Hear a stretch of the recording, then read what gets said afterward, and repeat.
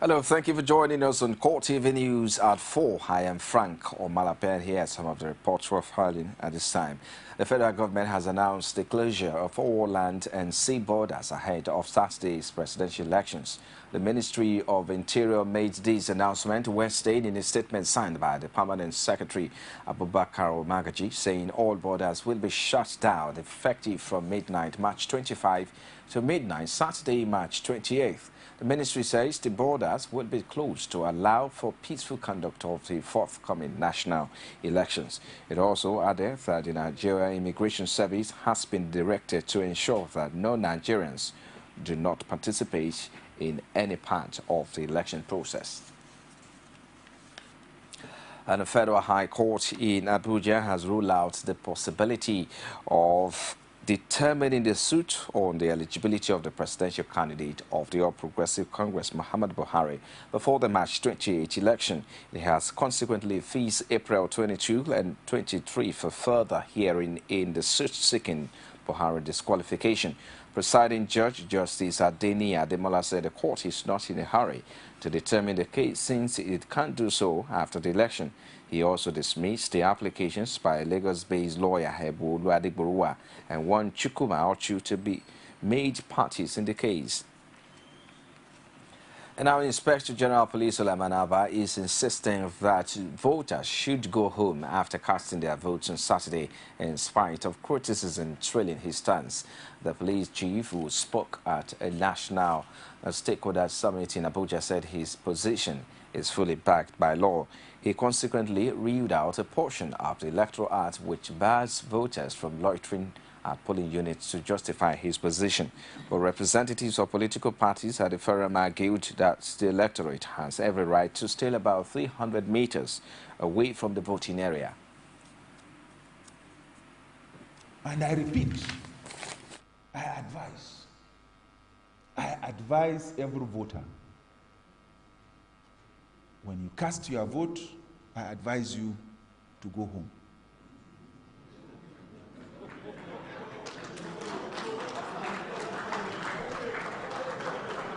We'll discuss it. We'll discuss it. This is what I said, and what I said to you, or what I said to the stakeholders, to the politicians in particular, is advise against instructions and directives that will threaten the conduct of the election. That is why I'm also advising. And this advice I'm giving is resulting from what I observe in the provisions of Section 129 of the Electoral Act. 9 different types of offenses are listed therein. And if you stay back, there is the likelihood of you committing one of those 9 offenses. It is a motive that loitering within the polling area without lawful escape. And the question that naturally arises is, in an attempt to protect votes, would that amount to unlawful action? I think we need that clarification. While the police authorities have imposed a restriction on vehicular movement nationwide on Saturday, March 28 and April 11, the restriction is from 8 a.m. to 5 p.m. on the 2 days. Police spokesman Emmanuel Ojukwu said in a statement that the restriction is part of efforts to ensure adequate security in the forthcoming general elections across the Federation. He says the total restriction of movement order applies to all except for ambulances, fire service trucks and others on essential duties. The police also advised travelers and citizens who intend to use the roads on these days and asked to plan alternative times for their movement. In the meantime, Inspector General of Police Sulaiman Abba has directed commanders of police mobile counter-terror and special protection units to ensure adequate security during the March 28 and April 11 general elections. Addressing senior police officers, Abba charged them to discharge their duties and ensure that no ballot box is snatched within their area of command. He also disclosed that the police have created an immediate response team to check electoral violence. As you have done in the activities leading to these days, you are expected to even perform better on the election days. Some of the challenges will need you most on the election days include the escort of the materials and INEC officials a day to the election into the REC, that is designated places where the INEC officials and the materials will be kept before they are moved the following morning to the various polling centers.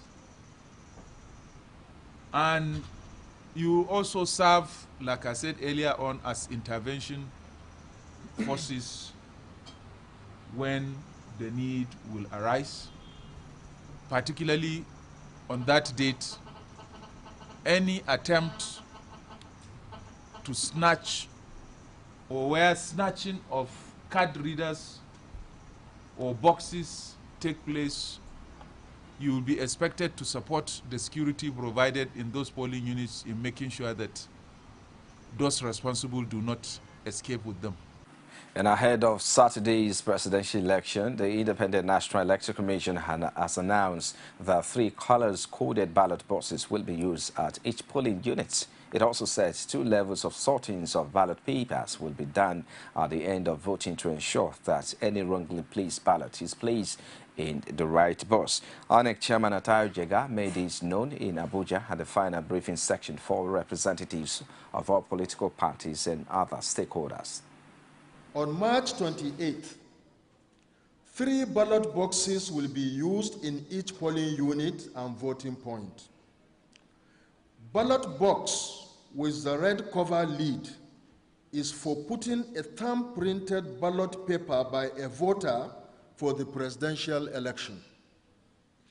Ballot box with black cover lid is for putting thumb-printed ballot paper by a voter for the senatorial election. And the green ballot box is for putting thumb-printed ballot paper by a voter for the House of Representatives election.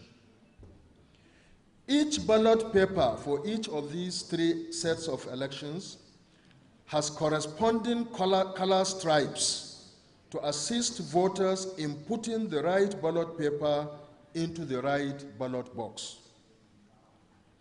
For each polling unit or voting point, there is a designated official called an overseer, whose primary job is to ensure that the voters put the ballot paper into the right ballot box. Political parties need to factor this into their last-minute campaigns in order to help minimize putting the ballot papers into the wrong ballot boxes. The Independent National Electoral Commission says it has accredited 107 domestic and international observers to monitor the general elections slated for March 28 and April 11. Among the accredited observers are embassies of 11 foreign stations of the United States of America, Switzerland, Britain, Germany, France, Japan, Canada, Ireland, Australia, Ghana, and the Republic of Korea. This is contained in a CD labeled 2015 General Elections Observers Information Pack, which the Commission included as part of the package it presented to accredited journalists to cover the polls.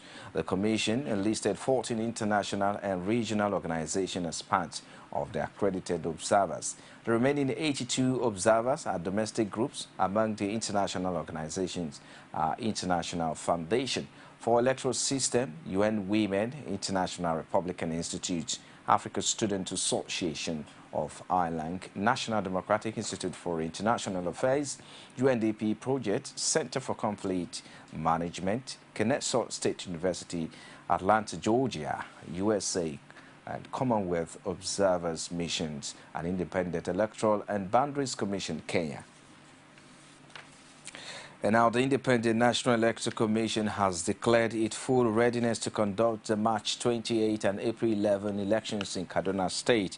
The State Residential Electoral Commissioner, Hussaini Mahuta, said in Kaduna that everything about conducting a free and fair election is on ground except sensitive materials that will be distributed on the eve of the election. Speaking through the desk officer in charge of voter education, Rukaya Sani, INEC noted that 3,382,186 eligible voters will participate in election in the state. You're still watching Court TV News at 4. We'll take a break. We'll be back shortly with more stories. Stay with us.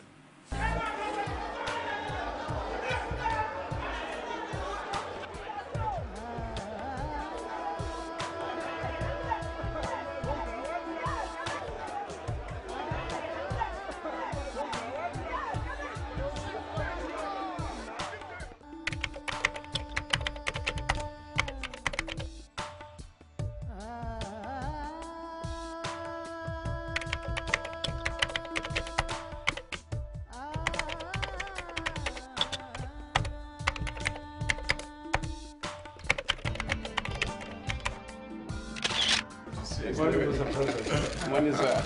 How are you, Mr. President? How is the campaign?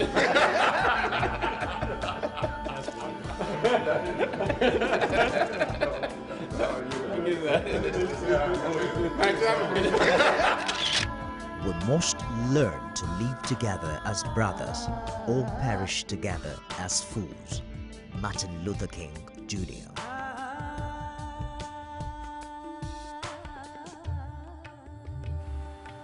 It's Court TV News at 4, live from our Lagos studios. For more information on our news and other programs, like our Facebook page, it's facebook.com/Court TV News.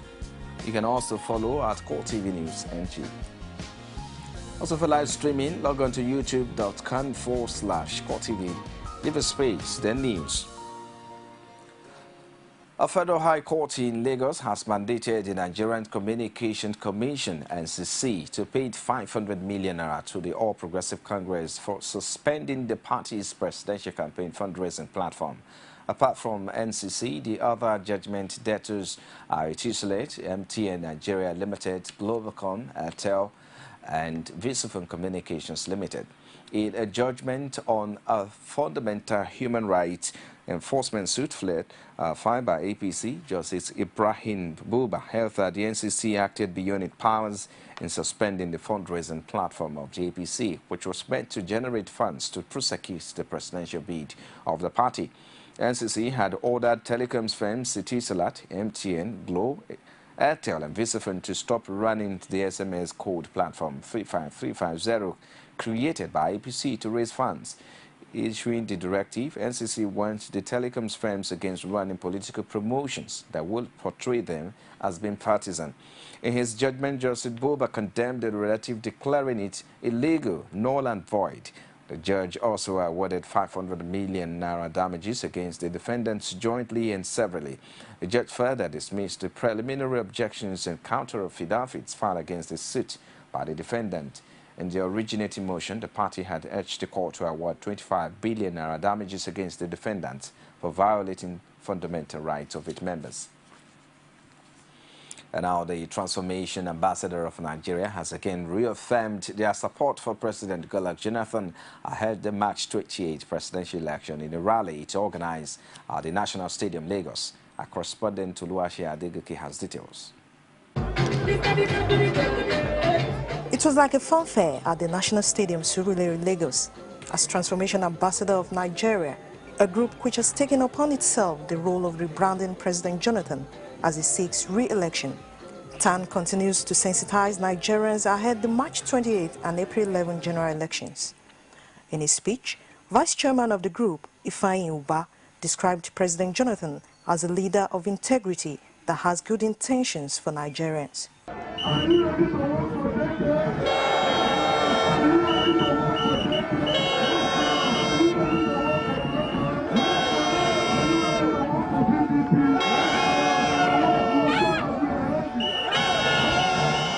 The Lagos State governorship candidate of the PDP, in his usual style, implored the people to ensure they vote the PDP at the polls. You can see the crowd. After Saturday, when they don't announce Jonathan, we will just go party in April 11. You see, my brother said, we are coming back again. Yes, sir. When we don't win Saturday, all of us will come back. We will begin to celebrate in advance. Because that April 11, that one will carry gold. In a few days' time, the popularity of President Goodluck Jonathan and all other PDP candidates will be tested in the polls. Oluwaseyi Adigoke, Core TV News, Lagos. And our Coalition of Concerned Nigerians convener and national coordinator of OPC, Gani Adams, has again decried claims that the Remove Jega protest staged last week was violent and sponsored by the PDP. They said this while addressing members of the coalition in Lagos. Our correspondent Patience Ajiboye was telling our reports. In his speech, OPC leader Gani Adams says President Goodluck Jonathan is worthy of the votes of every Yoruba indigene. While some section of mischievous people are trying to rubbish our position at the National Conference, the implementation of the resolution by Federal Executive Council is indeed attestation to the trustworthiness of Mr. President. And for the singular act of keeping his promise, you will agree with me that President Goodluck Jonathan deserves support of every Yoruba sons and daughters and Nigeria entirely.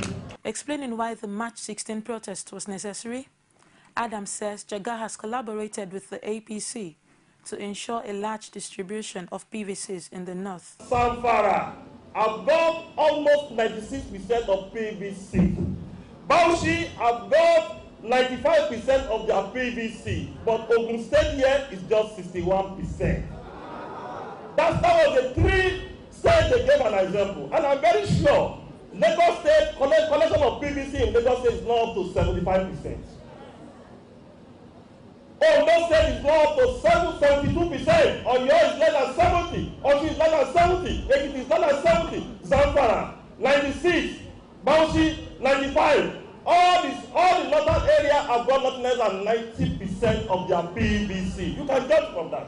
Nollywood actress and member of Coalition of Concerned Nigerians, Rachel Oniga, says Jonathan, just as Rome was not built in a day, should be given a second chance to carry out the good works he started. Let us know that so many things have gone wrong in this country and it cannot be solved in just one day. He is doing his best. He's a human being. Fine, everybody have their flaws. People around him who are supposed to, who he has delegated duties to, some might not be doing their jobs properly. So we cannot blame that on him. At the same time, we can say, yes, you are a leader. If anything goes wrong, you should be held responsible. Convener of the group, Gani Adams, insists the Coalition of Concerned Nigerians is not an OPC body, but just a group of people seeking credible leadership for Nigeria.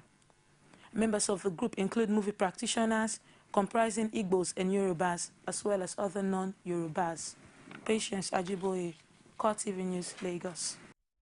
And now the leadership of the Nigerian Labour Congress has inaugurated an 8-member reconciliatory committee. The committee, which was constituted after a brief meeting of the National Administrative Council, is chaired by NLC's pioneer General Secretary Aliyu Dangiwa and is expected to conclude its assignment in 2 weeks.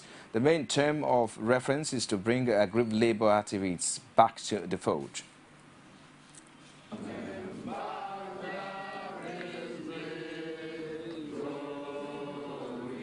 So those members will officially be inaugurated to use our time-tested internal dispute resolution mechanism to try to address all issues that arose after the 11th Delegate Conference. As we said, labor movement, especially NLC, need to forge ahead looking at the challenges confronting Nigerian workers.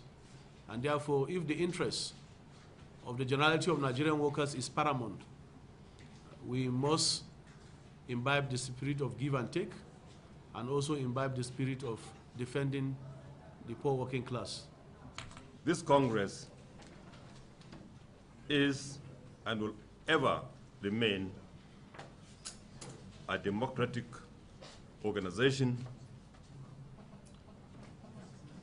in which members enjoy their rights to choose whatever they want.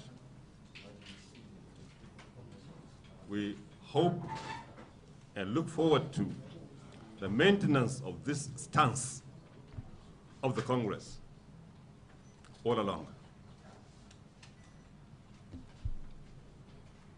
This committee has, I think, an enormous task, because from what the President referred to as the terms of reference of this committee, and that is issues arising from the Delegates Conference, will all agree with me that there are some issues arising. However, we believe that with the support of the Congress and anyone who has the interest of labor in his mind or in her mind, we shall succeed in finding the appropriate reconciliation of the issues involved. You're still watching Core TV News at 4. We'll take another break shortly. We'll be back with more stories outside Nigeria. Stay with us. From time immemorial, women have birthed life, shaped character, and by extension, influenced the society. Moremi of Ife, Emoten of Benin, Queen Aminat of Zaria, all women of influence and power. Whether it's before election, after election. How ironical. Women being so powerful, yet have few grounds in decision making. They see you as a wife, and I see you as a wife to a man. We are talking women in politics. A woman will be bold enough to stand up and say, I want to become president of Nigeria. Only on Core TV News. And outside Nigeria now, budget airline Germanwings says there were at least 72 Germans on 8 planes that crashed in the French Alps, killing all 150 people aboard. Company executive Thomas Winkelmann estimated that there have been 35 Spanish victims in Tuesday's disaster, a figure far lower than the 49 cited by the Spanish government. Winkelmann says Germanwings were still working on establishing the countries of origin of all the victims, a task complicated by the fact that some passengers had dual nationalities. As of 10 GMT Wednesday, the airline had counted 2 victims each from Australia, Argentina, Iran, Venezuela, and the United States. Britain, the Netherlands, Colombia, Mexico, Japan, Denmark, Belgium, and Israel each lost at least one of their nationals. Winkelmann said. The airline said it had established contact with the families of 123 victims and offered grief counseling to them, and was working with the German Foreign Ministry to reach relatives of at least 27. German Foreign Ministry spokesman Martin Schaffer says that determining nationalities was doubly difficult because passengers traveling within the Schengen area are not required to show their passport. Well, and that's a wrap on Core TV News at 4. Many thanks for watching. I am Frank Omalape. I'll see you again.